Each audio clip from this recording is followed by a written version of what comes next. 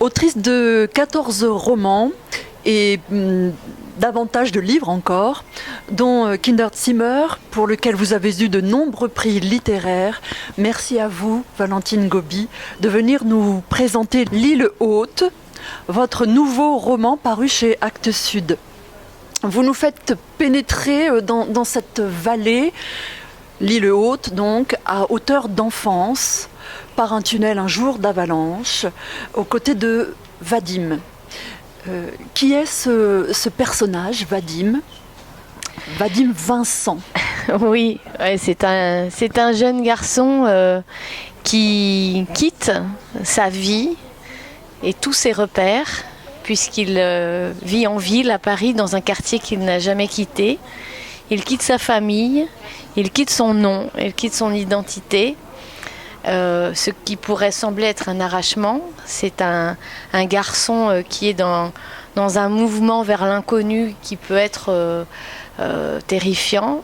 Et finalement, ce grand déplacement, ce déplacement complet, géographique, historique, identitaire, va être pour lui une chance.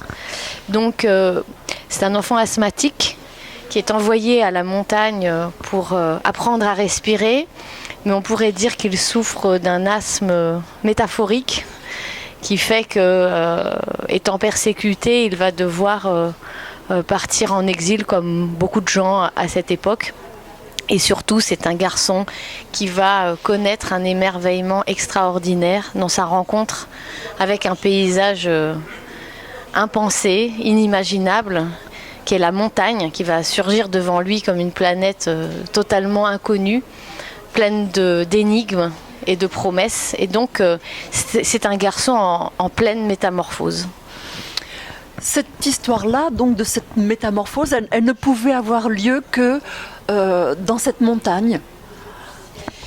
Moi, j'ai écrit à partir du paysage et de l'environnement qui m'émerveille le plus, qui réveille en moi cette grande candeur des premières fois.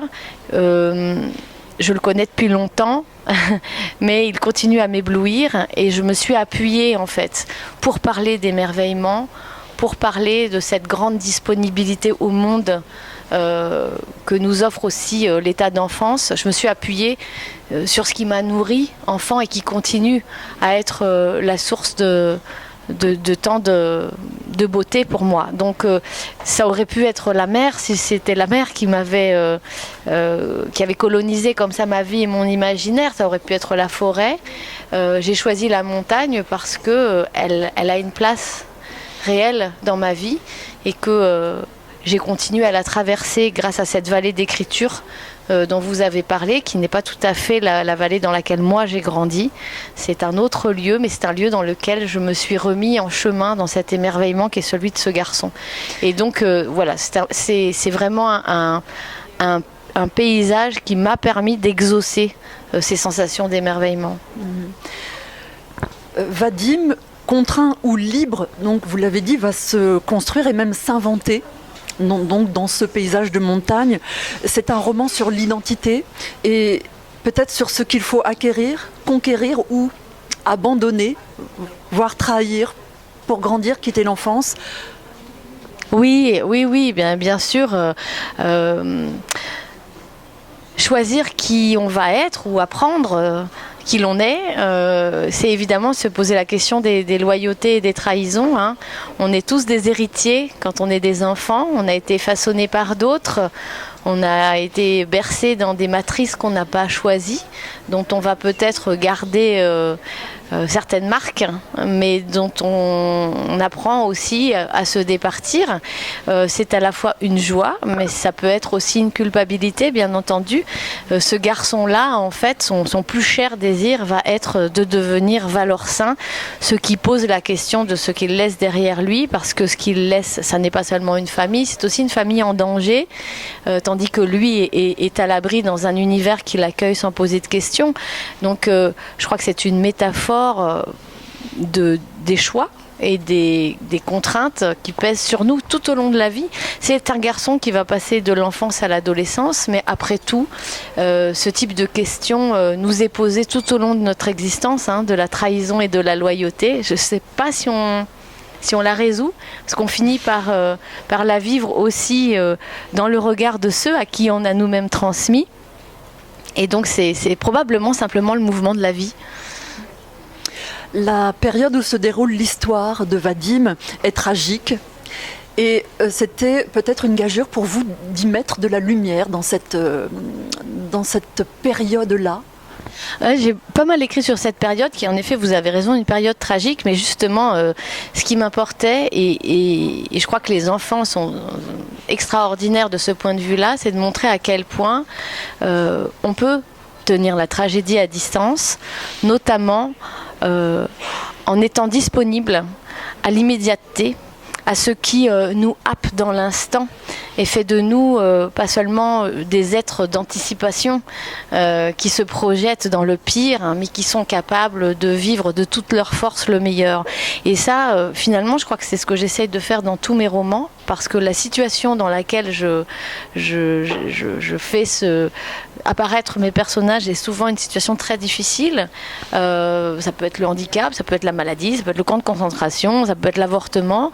Donc ce sont des moments en effet de grande tension et de déchirement, mais dans lesquels on peut cohabiter aussi avec de la beauté. Et d'ailleurs, si on lit des témoignages d'enfants, et l'enfance est vraiment extraordinaire pour ça, qui dans la Deuxième Guerre mondiale ont été des enfants placés dans des familles à la campagne, ailleurs, il y a parmi eux des témoignages d'enfants qui attestent qu'ils ont vécu à ce moment-là la plus belle période de leur vie. Et c'est ce qu'arrive à faire cette montagne, c'est à tenir la tragédie à distance. Elle est bien là, on l'aperçoit, il y a une menace, mais il n'empêche que cet émerveillement triomphe quand même de cette aspiration vers les ténèbres qui peut dominer d'ailleurs dans certaines histoires et dans certaines familles, mais cet enfant-là est au bon endroit. Et une dernière question pour terminer. Est-ce que ce roman, vous l'avez conçu comme c'est un grand mot, mais une ode au sens? Oui, de toute façon, j'essaye d'offrir à mes lecteurs une expérience. Pour moi, c'est ça, la littérature, c'est une expérience. Et l'expérience, ça passe nécessairement par le corps et par le déploiement des sens, en essayant de laisser de côté la vue qui nous aspire et qui est souvent totalement hégémonique et anesthésie nos autres sens. Et j'ai eu envie que ce garçon découvre la montagne par l'oreille, par l'odorat, par le goût, par le toucher. C'est d'ailleurs pour ça qu'il y a un personnage d'aveugle dans le livre qui lui apprend à voir la montagne autrement.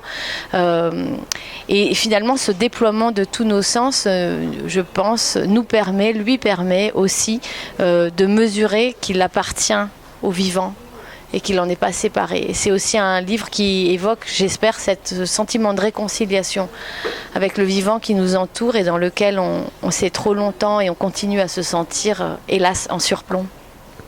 Merci beaucoup, Valentine Gobi. Merci à vous.